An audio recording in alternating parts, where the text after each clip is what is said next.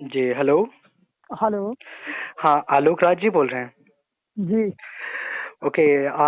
दोस्तों, मैं बता देना चाहता हूँ कि जितने भी लोग ये कॉल रिकॉर्डिंग सुनेंगे, मैं इस कॉल रिकॉर्डिंग को डालने वाला हूँ और सुन रहे हैं, सभी को बता देना चाहता हूँ, मैंने अभी कॉल किया है माँ रिकॉर्डिंग स्टूडियो दिल्ली में, जिसके ऑनर हैं Alok Raj, as a music director भी हैं। आलोक राज एक बेहतरीन सिंगर भी कह सकते हैं, अच्छा गाते भी हैं।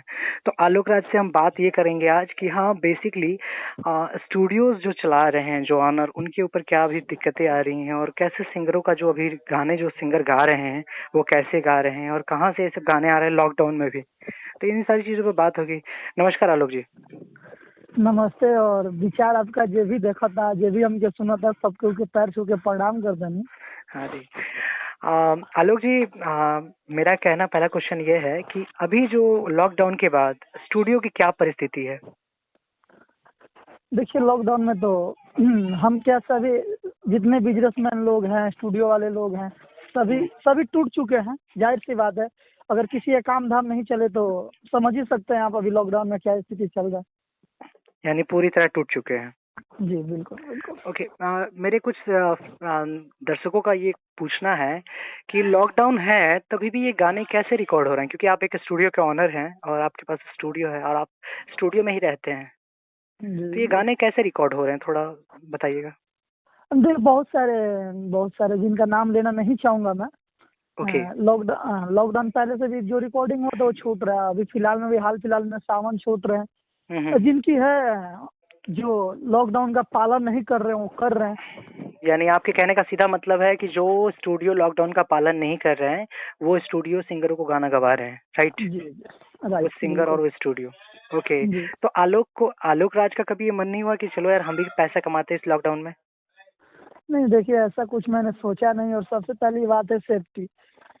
अगर जान है तो जहान है। मोदी जी ने बोला था जान है तो जहान है। पहले अपने आप को सुरक्षित करे, बाकी हम्म। जब लॉकडाउन खुलेगा तो फिर आदमी कमाएगा। जिंदगी भर तो कमाना ही है। जान जान रहेगा तभी तो आप कमाइएगा। ओके। जी। नहीं, आलोक जी, एक और क्वेश्चन है कि बाय द वे सभी लोग ये सोच रहे हैं कि लॉकडाउन के बाद इस इंडस्ट्री में जो गाने का तादाद है, आपको क्या लग रहा है कि सिंगरों की भीड़ हुजूम उमड़ पड़ेगा या नहीं होगा? क्या परिस्थिति होगी, कुछ देखिए, अंदाजा? 1.5 महीने से आप देख रहे हैं लोगों के पास खाने का पैसा नहीं है। जी जी। तो कैसे कैसे वो कर सकते हैं? लॉकडाउन खत्म होते ही एल्बम बना सकते हैं। हाँ, जिनको बनाना है वो बनाएंगे। जी जी। बेसिकली कह नहीं सकते हैं कि अचानक से एकदम हुड़दुम मच जाएगी, तबाही मच जाएगी। ऐसा कुछ नहीं होने वाला।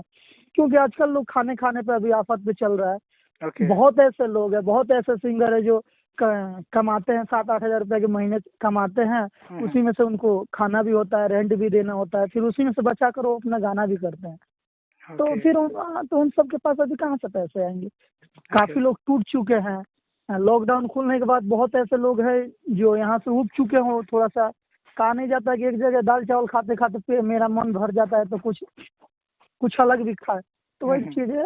एक जगह रहने से आदमी का थोड़ा सा मन विचार ये भी हो जाता है। तो हम्म। लॉकडाउन खुलने के सबसे पहले मैं तो ये, मेरे जहाँ जहाँ जानने तक की है, सबसे पहले लोग अपने अपने घर जाएंगे, लोगों से मिलेंगे, 1-1.5 महीने रहेंगे, फिर आएंगे। उसके बाद लोग प्रोजेक्ट अपना करेंगे। यानी आपके कहने का मतलब कि जिंदगी पटरी पे, यानी म्यूजिक इंडस्ट्री का जो पटरी है वो तब चालू होगा 1-2 महीने बाद, राइट? राइट। आपके कहने का तात्पर्य ये है। बिल्कुल। ओके। चलिए, आलोक जी, एक क्वेश्चन दिमाग में घूम रहा है, पूछना चाहता हूँ कि अभी जो देखा होगा कि आए दिन भोजपुरी इंडस्ट्री में ये उड़ता रहता है कि हाँ, इस सिंगर ने मेरा गाना चुरा लिया, उस सिंगर ने मेरा गाना चुरा लिया। और हम्म खेसारी लाल जी हमेशा इस विवादों में घिरे रहते हैं, आप देखे भी होंगे, बहुत सारे न्यूज हम्म बनते रहते हैं। खेसारी हम्म लाल जी का एक गाना अभी हाल ही में लीक हो गया, यानी चोरी हो गया है, हम्म हम्म, जिसे वो कह रहे हैं कि कसाइल व कमरिया सड़िया से, जी इसे जी। रिलीजिंग से पहले किसी चैनल पर रिलीज कर दिया गया। और सीधा हम्म हम्म अंदेश अगर देखा जाए तो उनके कुछ मीडिया चैनल हैं जिन्होंने बहुत जोरों शोर से इस मुद्दे को उठाया था, पर जब ये हम्म। प्रूफ हुआ तो प्रूफिंग के ऊपर किसी ने वीडियो नहीं बनाना जरूरी समझा। तो आपका क्या सोचना है कि इसमें? उनका कहना है कि 3 ही लोग के पास ये गाना था, एक मेरे पास, एक डायरेक्टर के पास, वीडियो डायरेक्टर, और एक म्यूजिक जी डायरेक्टर। जी। जी, आपका क्या सोचना है? मैं तो जहाँ तक देखा था, वो खेसारी म्यूजिक वर्ल्ड से शायद आया था, उन्हीं की कंपनी थी वो। हम्म। और उसी से आया था रहा बात। उसको जल्दीबाजी में किया गया उस पर। हाँ, तो रहा बात गाना की, तो अभी इनका पर्सनल मैटर है 3 लोगों का, तो अब ये चीज निगेटिव नहीं ले सकते हैं हम, क्योंकि 3 लोगों के बीच क्या चीज है अब ये तो हमें नहीं पता, जो बताएंगे वही तो हम सुनेंगे। यानी आपके कहने का मतलब खेसारी जी जो उजागर करेंगे वही चीज आप तक पहुंचेगी। जी। ओके, चलिए तो अच्छी ये बात। चीज हम, हाँ, तो ये चीज हम किसी के बारे में नहीं कहेंगे। अभी कहाँ से क्या हुई है खेसारी भैया ने बताया नहीं, थे। देखिए एक नॉर्मल सिंगरों का हो जाए तो मानते हैं, पर एक बड़े स्टार का सिंगर का अगर जब गाना ऐसा होता है तो ये तो छोटे सिंगरों के लिए बहुत डर की बात हो गई ना यार, कि जब बड़ा तिजोरी सेफ ही नहीं है तो छोटे तिजोरियों का क्या।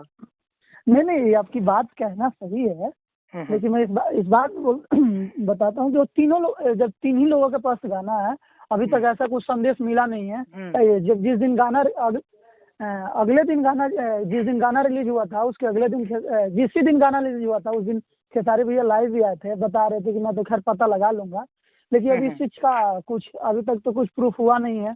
नहीं, अभी एक स्क्रीनशॉट रिलीज हो रहा है, स्क्रीनशॉट में दिखाया जा रहा है कि उसके जो म्यूजिक, उस गाने के जो म्यूजिक डायरेक्टर हैं उन्हीं के चैनल पे 2 दिन पहले रिलीज हुआ है वो गाना, उसका आर्टिकल आ रहा है। तो ये बड़ा ही शर्मनाक है ये चीज, अगर देखा जाए भोजपुरी इंडस्ट्री के लिए। नहीं, देखिए किसी के बारे में हम निगेटिव नहीं सोच सकते हैं। Okay. हो सकता है उनसे अगर कोई प्रॉब्लम हो, परेशानी हो, तो पहले उन्होंने लंच किया हो, फिर दोबारा अगर खेसारी एंटरटेनमेंट या खेसारी म्यूजिक वर्ल्ड पे गया हो, तब ये आपस का मामला है, हम तो उसमें कुछ कह नहीं सकते हैं। हाँ, जब घर में खिचड़ी पक रही है तो कौन इसमें हाथ डालेगा, तो उसमें कुछ हम कह नहीं सकते। चलिए अच्छी बात है, अपनी मैटर है। चलिए थैंक यू फॉर यू आलोक जी, थोड़ा सा कि आपने अपना कीमती समय दिया और मुझसे बात की। और दोस्तों जितने भी लोग इस रिकॉर्डिंग को सुन रहे हैं, मैं आलोक जी से कॉल पे बात कर रहा हूँ, और मैंने सोचा कि क्यों ना कॉल पे इनसे सारी जानकारी ली जाए और जाना जाए कि बेसिकली क्या चल रहा है, क्योंकि ये कुछ अलग करने का मैंने सोचा था। तो अगर आप लोग को अच्छा लगे इनकी कुछ बातों से, अगर कोई क्वेश्चन हो तो नीचे कमेंट कर सकते हैं आप लोग, सारे लोग जितने लोग मेरी आवाज़ को सुन रहे हैं।